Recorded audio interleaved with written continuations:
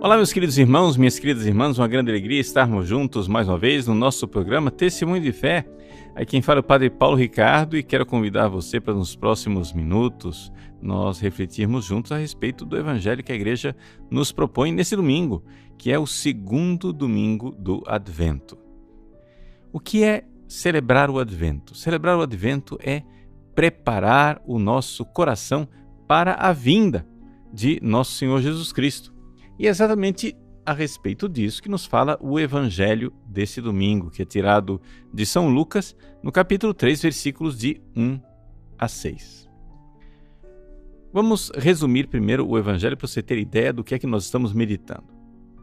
Em primeiríssimo lugar, o Evangelho de São Lucas começa com uma série de informações históricas. Ou seja, São Lucas está localizando no tempo a vinda de nosso Senhor Jesus Cristo, quando é que ele começou a pregar o Evangelho. Jesus veio, iniciou sua vida pública, e a vida pública de Jesus foi precedida pela pregação de São João Batista. Então, o Evangelho de Lucas, que fez uma pesquisa histórica bem precisa a respeito dos acontecimentos, ele diz que tudo isso aconteceu no 15º ano do Império de Tibério César. Quando Pôncio Pilatos era governador da Judéia, Herodes administrava a Galileia e seu irmão Filipe as regiões da Itureia e Traconítide. E Lisânias também administrava a Abilene. Quando Anás e Caifás eram sumos sacerdotes. Vejam, para nós isso é uma lista que pode parecer inútil, mas ela não é inútil, porque ela está dizendo que Jesus veio na história. É real, é de verdade. Veja, nós não estamos aqui contando a história de um mito. Nós não estamos contando a história da carochinha do era uma vez, muito, muito tempo atrás, né? Num tempo indefinido que, no fundo, só existe dentro da fantasia. Nós não estamos contando historinha para criança. Nós não estamos contando um mito não acontecido. Nós estamos narrando acontecimentos históricos, reais, concretos, datáveis. É algo real, é um dado histórico. Aconteceu. E o que aconteceu é que Deus veio historicamente, realmente, concretamente na história. Vejam que isso significa que esses versículos iniciais do Evangelho não são ociosos. Sabe por quê? Porque eles têm uma aplicação na sua vida. Jesus quer vir na sua vida, na sua história real e concreta. Jesus não está vindo na sua vida no mundo do faz de conta. Não é? E muitas vezes a gente se perde exatamente nisto. Nós estamos num mundo onde a cultura em geral, né, a cultura na qual nós vivemos, as pessoas perderam o compromisso com a verdade. Elas acham que qualquer mentira, qualquer lorota, qualquer conversa fiada vale, tudo vale. Nós estamos na cultura do fake, do falso. Então, como é que as pessoas querem resolver suas vidas? Elas não querem resolver na vida histórica, real, concreta. Elas querem resolver no faz de conta. Pega esses livros de autoajuda que se vendem aos montes nas livrarias. Eles todos se resumem a uma coisa: faz de conta. Faz de conta que eu sou feliz. Faz de conta que eu posso. Faz de conta que está tudo resolvido. É o mundo do faz de conta. As pessoas vivem no mundo do faz de conta. E esse mundo do faz de conta no qual as pessoas vivem termina influenciando a forma como as pessoas veem a igreja. Elas vão à igreja para ouvir um faz de conta. Elas vão à igreja para ouvir aquilo que é agradável. Então, o que é que termina acontecendo? Termina acontecendo que as pessoas cancelam certas páginas do Evangelho que perturbam, que são desagradáveis, não é? As pessoas vão à igreja porque querem ouvir falar que Deus é amor, Jesus é misericórdia, Jesus perdoa todos os pecados. Mas quando Jesus chega e diz: se não vos converterdes, perecereis todos. Não, isso daí é uma coisa de outro tempo, né? Isso aí, se Jesus viesse hoje, ele não ia dizer isso.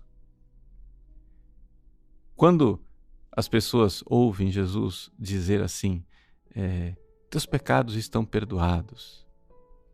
Ah, que beleza, tá vendo? Deus perdoa tudo. Mas quando Jesus chega e diz: vai e não peques mais, aí a pessoa acha que não, isso daí é exigência moralista.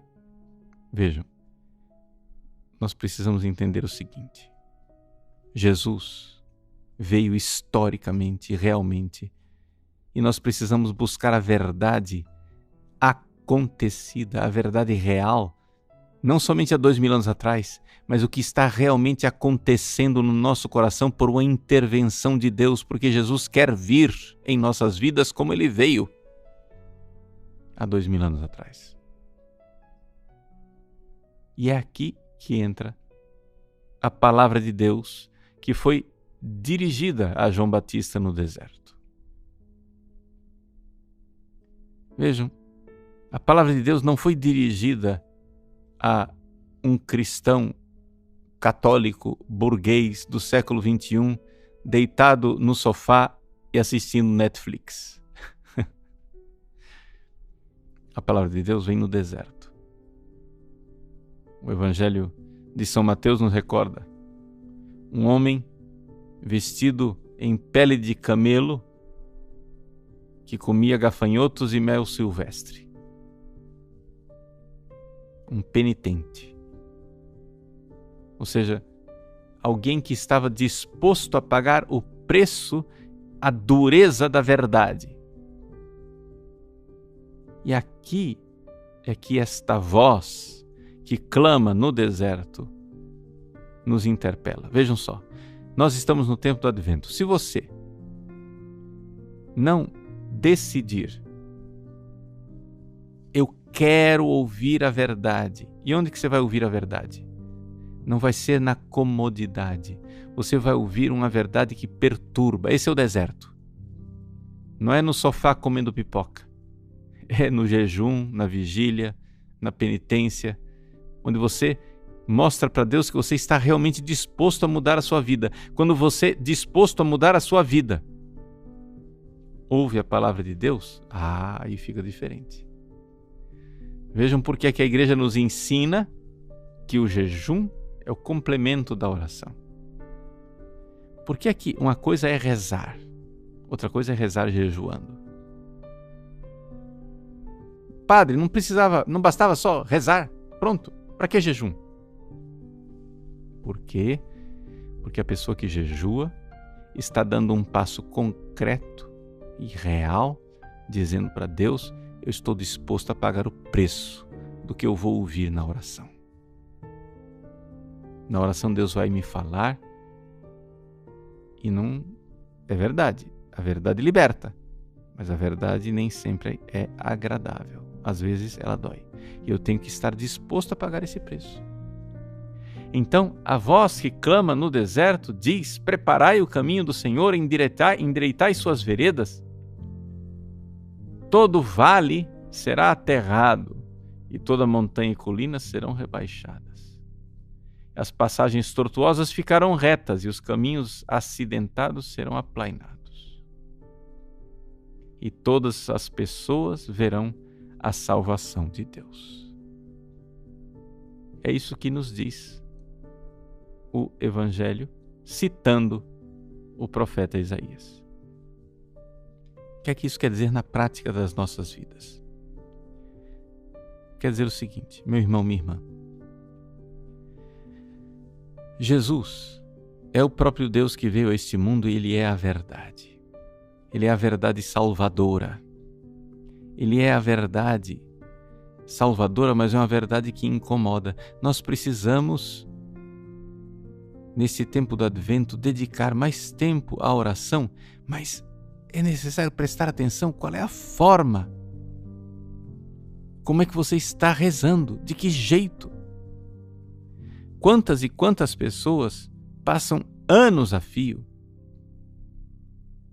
indo à missa, fazendo a adoração diante do sacrário, rezando terços, novenas, fazendo meditações da palavra de Deus,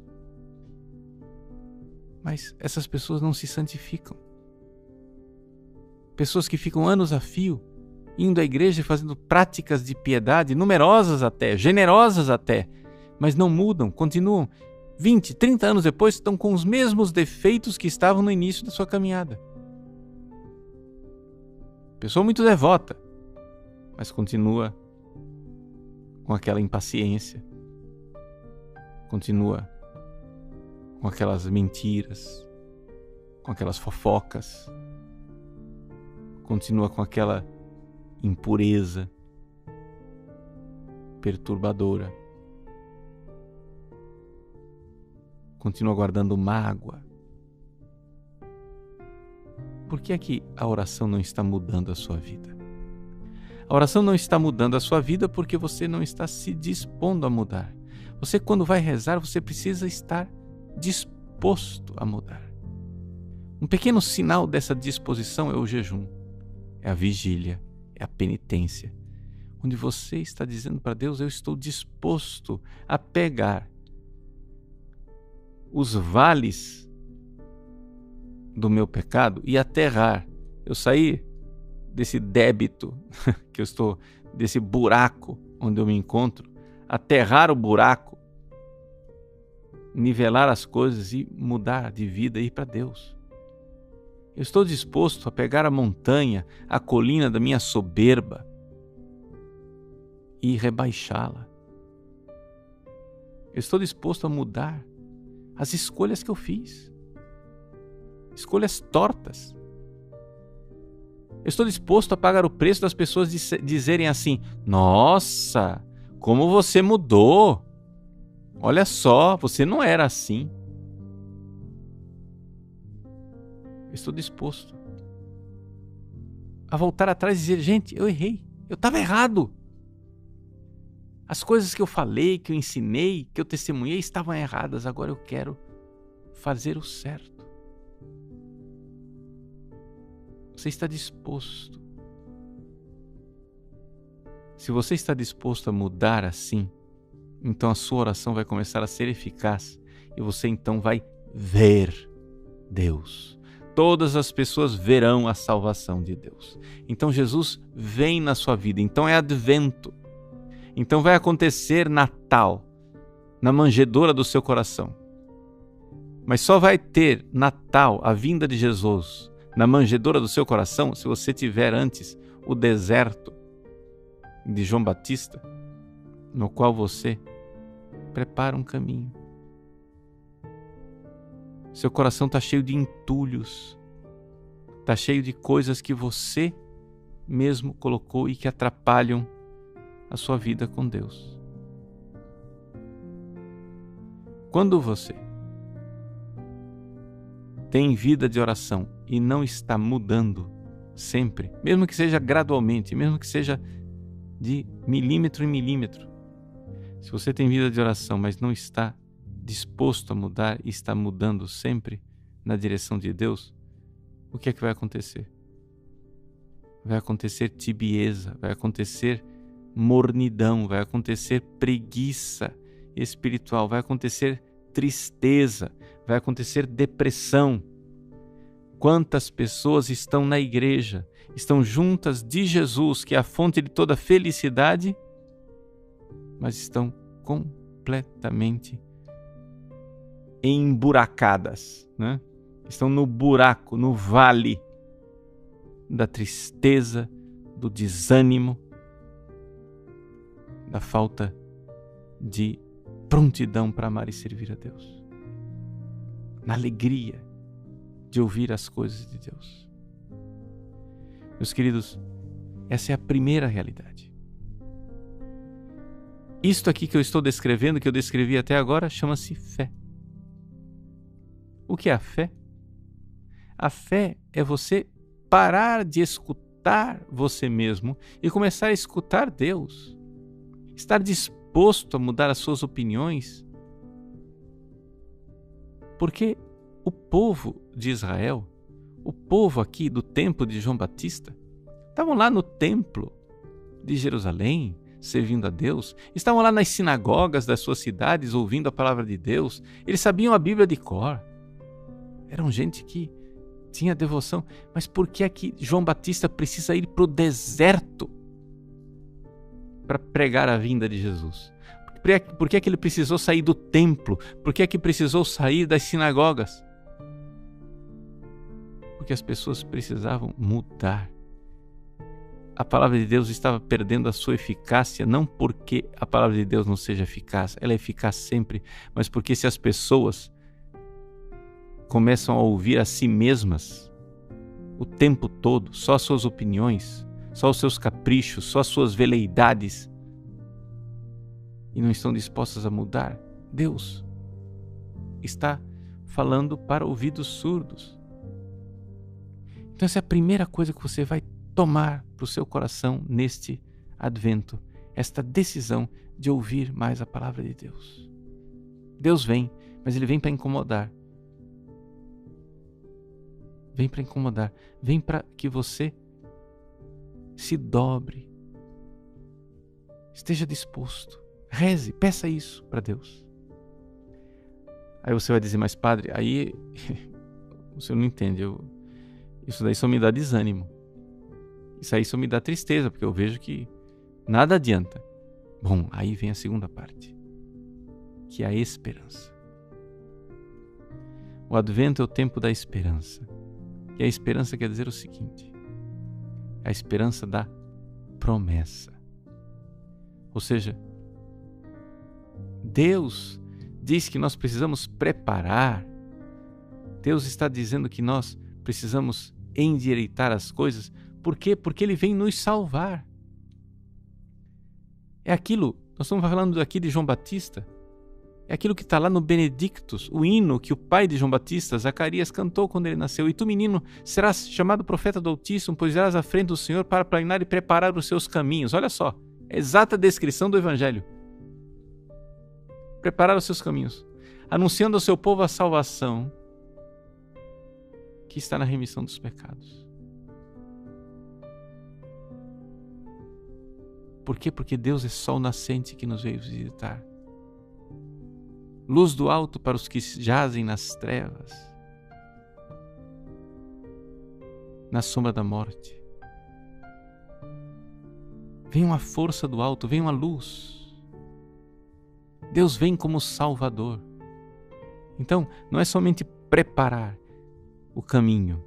Não, você se prepara, você se dispõe, você alarga o seu coração, sabendo que existe a promessa, o Salvador. Deus fará surgir um potente Salvador, uma força de salvação para nós. E nós precisamos, cheios de esperança, alargar o nosso coração, sabendo que o Evangelho é uma força de Deus para aquele que crê. É aí que é a esperança. Você tem fé, você crê, você começa a ouvir Jesus, e você vai começar a surgir, vai ver dentro de você uma força dentro de você. É isso que faz, né? Você ir na direção de Cristo. O reino dos céus é dos violentos, como João Batista, daqueles que estão dispostos a realizar um pouco de violência na sua vida e se encher da esperança do Cristo Salvador, que vem em nosso auxílio.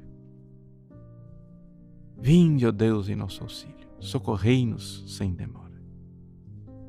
Ele vem em nosso auxílio, Ele vem para nos ajudar, Ele vem para nos salvar, E nessa esperança, nós então começamos também a viver desde já algo da caridade, do amor, porque ninguém espera o que não ama de alguma forma. Aquele que espera, espera o amado, e espera porque quer se unir perfeitamente à pessoa amada. Jesus vem. Então, vamos resumir tudo aquilo que nós dissemos aqui nesse comentário do Evangelho desse domingo para vivermos bem esse tempo do Advento. O tempo do Advento é um tempo especial de oração, em primeiro lugar. A oração é a fé exercida, é a fé exercitada, e a fé significa escutar Deus. Mas não é possível escutar Deus no tumulto da cidade, é necessário ir ao deserto. Não é possível escutar Deus com tantas vozes falando dentro de você, é necessário fazer silêncio. Dói um pouco. Então é por isso que a oração mais eficaz é aquela oração que é feita quando você já consciente e livremente abraça uma pequena penitência. O jejum é o complemento da oração, por quê? Porque o jejum dispõe o coração da pessoa para ouvir, para mudar. Quando eu livremente abraço a pequena dor do jejum, a pequena dor de uma penitência, a pequena dor de uma abstinência, de uma vigília, eu então estou dizendo para Jesus: Jesus, estou disposto a mudar, estou disposto a ouvir, mesmo que seja doloroso o que eu vou ouvir. Então, ouvindo esta palavra, nós não nos desanimamos. Aí vem o segundo passo, passo maravilhoso, o passo da esperança, porque Ele está nos chamando e Deus não pede coisas impossíveis. Se Ele deu no nosso coração o desejo de ir na direção dEle, porque Ele está nos dando a força de ir na direção dEle. O Evangelho é força de Deus para aquele que crê. Eis aí a esperança que nasce. E então vem o dia, quando Deus quer, em que nós nos uniremos a Ele na caridade e no amor.